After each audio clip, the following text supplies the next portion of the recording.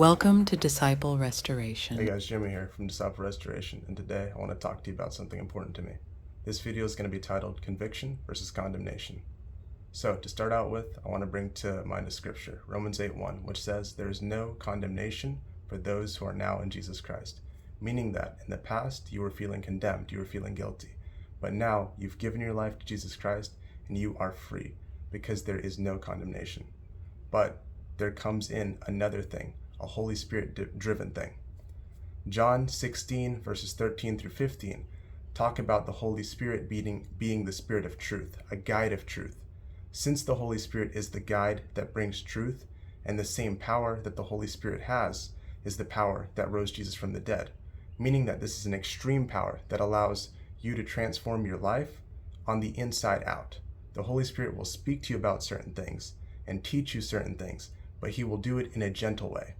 It's like a teacher or a father, kind of father figure role that the Holy Spirit has in your life. Jesus Christ is our Father, and because his Spirit fell on us, we must now listen to his Spirit and be transformed by it, renewed continuously, and then be released into a new season of blessings and joy.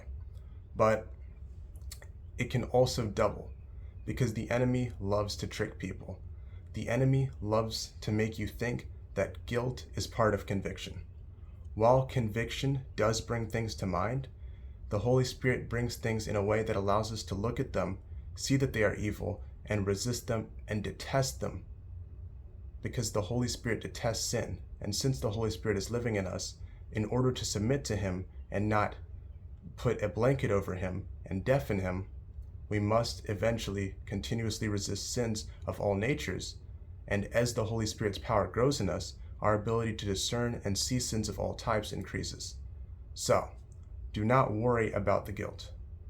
You are feeling the guilt because the enemy is attacking you for your past mistakes, for your past transgressions.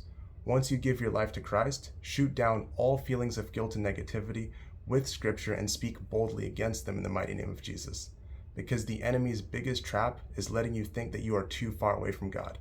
Nobody is too far away from God. Jesus Christ died for the most wretched, the most horrible person imaginable. And he died for me and you as well.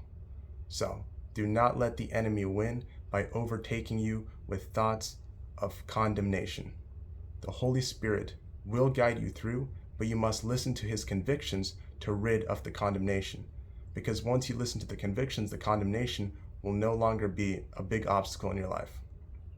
So, I'm just going to say a quick prayer. It's a pretty short video, but I just wanted to inspire, speak a couple words, and hopefully it blesses you.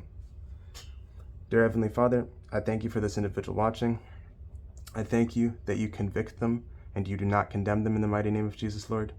I pray and I prophesy that they will not deal with any feelings of guilt, any feelings of separation from you and your Spirit, Lord. I pray that you encourage them, Lord, and I pray that you speak to them now, Lord, on a clearer level and take them to higher planes and higher revelations. In Jesus' mighty name I pray. Amen.